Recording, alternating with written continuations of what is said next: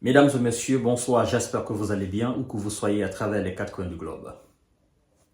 C'est un politologue, on analyse, expert britannique de la Grande-Bretagne qui fait une sortie pas vraiment idéale pour les Occidentaux et leurs alliés, M. Zelensky, très particulièrement M. Zelensky. Il s'agit de M.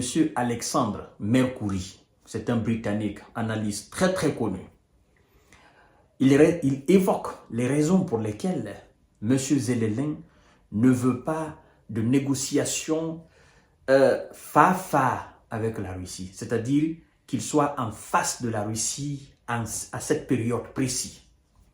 D'ailleurs, l'analyse va plus loin pour dire qu'en cas de négociation avec M. Vladimir Poutine fa, M. Zelensky risque de perdre son poste.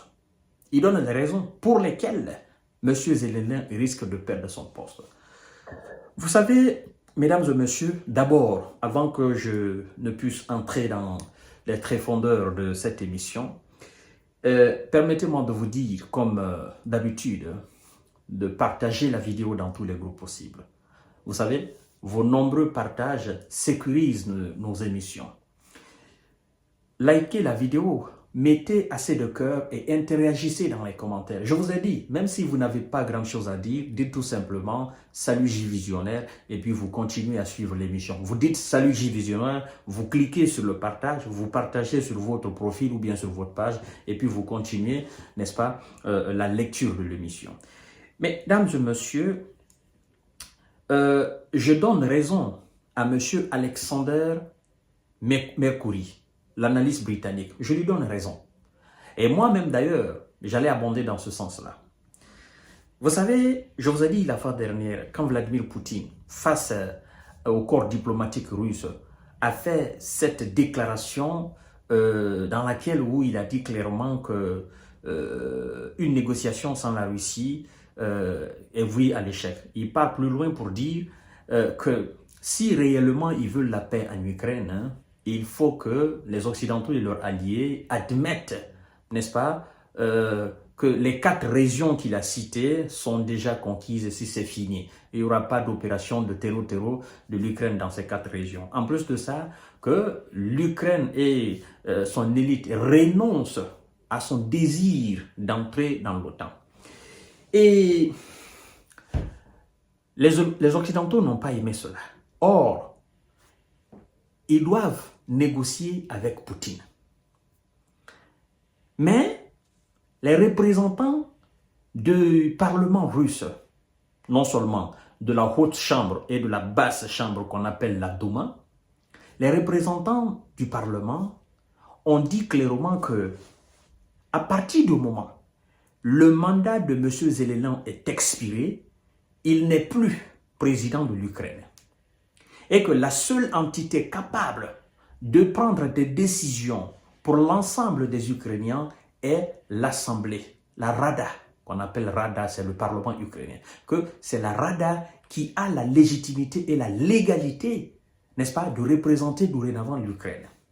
Qu'est-ce que les Russes, les représentants du Parlement russe, en parlant de cela, qu'est-ce qu'ils laissent sous-entendre? Ils veulent dire que en cas de négociation, ils vont négocier, non pas avec l'exécutif, mais avec la Rada qui est là.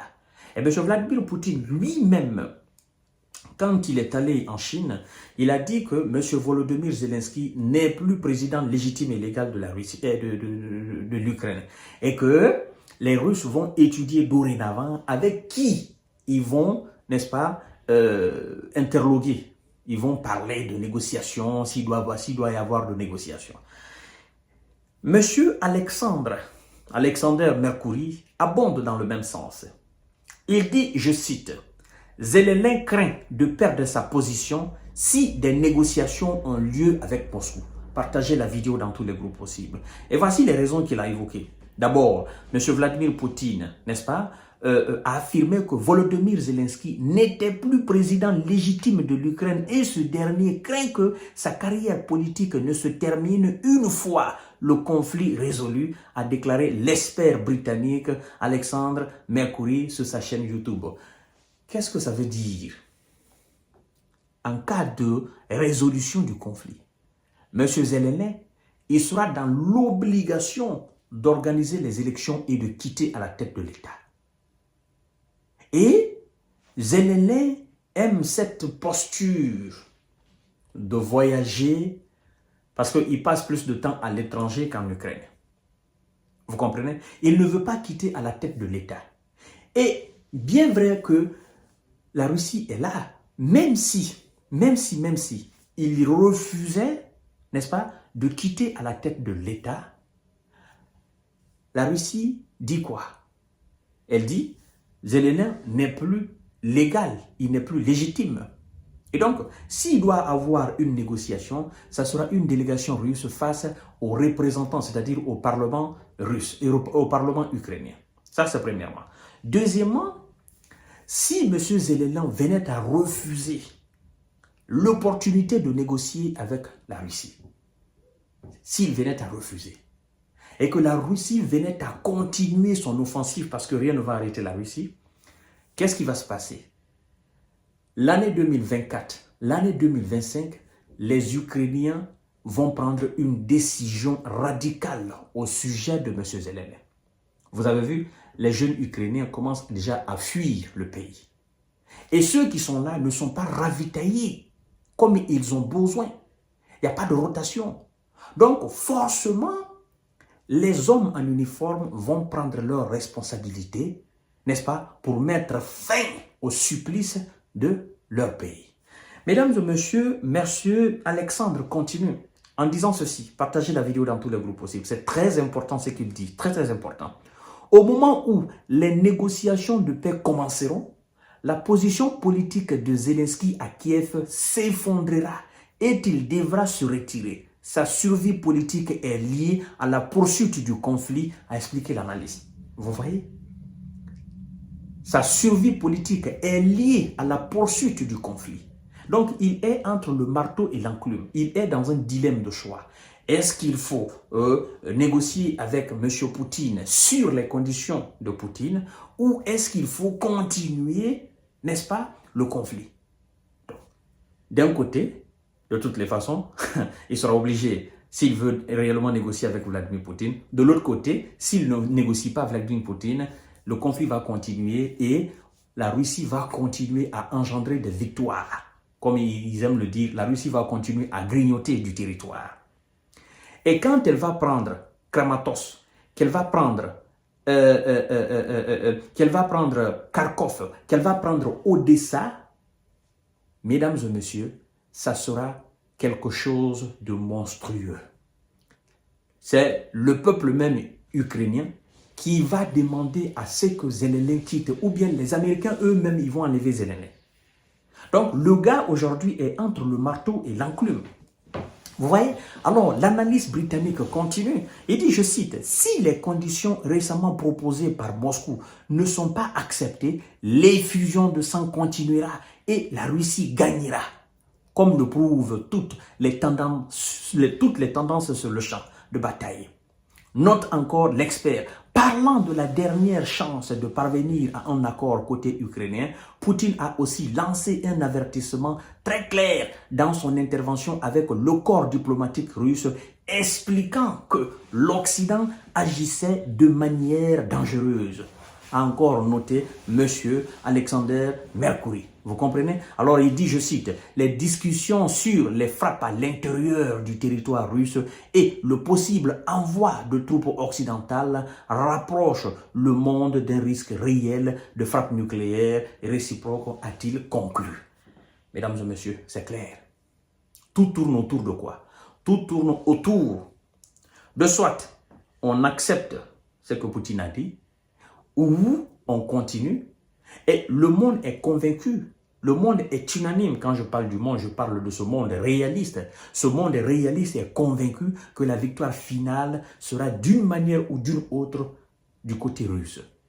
Là, ce sont des Britanniques, ce sont des Occidentaux, des analystes même indépendants qui voient cela parce qu'ils ont compris que les Occidentaux ne sont pas prêts à faire la guerre à la Russie. Et donc, dans cette forme hybride de faire la guerre à la Russie, ils n'ont aucune chance de l'emporter. Et devant eux, ils ont une marionnette. Vous comprenez? Quelqu'un qui se dit, non, je veux tout le territoire. Mais quand, en disant je veux tout le territoire, il doit d'abord se poser une question. J'ai perdu la Crimée depuis 2014. Les Américains avec leur armada militaire, les Français, les Britanniques, ils ont été incapables de stopper les Russes en Crimée. Ils ont été incapables de récupérer la Crimée. Toutes les 4 régions aujourd'hui qui sont conquises par l'armée russe n'étaient pas encore conquises. C'était juste la Crimée. Donc, des gens qui ont été incapables de libérer l'île de Crimée, comment ces derniers peuvent avoir la capacité de dérussifier les 4 régions qui sont aujourd'hui sous la domination russe? C'est le mental qui travaille. Alors, chères dames, chères demoiselles, je ne vais pas abuser de votre temps. Je pense que vous avez compris la quintessence de cette émission. Il est entre le marteau et l'enclume, à lui de faire le choix. D'ailleurs, il faut poser la question. La Russie, quand elle dit conférence organisée par M. Zelensky, est-ce que Vladimir Poutine va accepter de venir, sachant très bien que lui-même, il a déclaré que Zelensky n'était plus légitime, il n'était plus légal. Est-ce que la Russie, parlant de la conférence, va demander à ce que ceux qui sont légaux, au vu du peuple ukrainien et au vu même de la communauté internationale, qui sont les députés au niveau de l'Assemblée nationale ukrainienne, Poutine va demander certainement qu'il y ait une délégation sortie de l'Assemblée pour aller représenter l'Ukraine s'ils doivent naturellement parler de négociations. Voilà. L'autre, il dit, je ne m'assois pas autour de la table avec un criminel. L'autre, il dit, je ne m'assois pas autour de la table avec quelqu'un qui n'est plus légitime à mes yeux et légal. Mesdames et messieurs, c'est à vous de juger maintenant dans les commentaires. À tout à l'heure pour notre série d'informations de décortiquage. Partagez la vidéo dans tous les groupes possibles. Je vous souhaite une excellente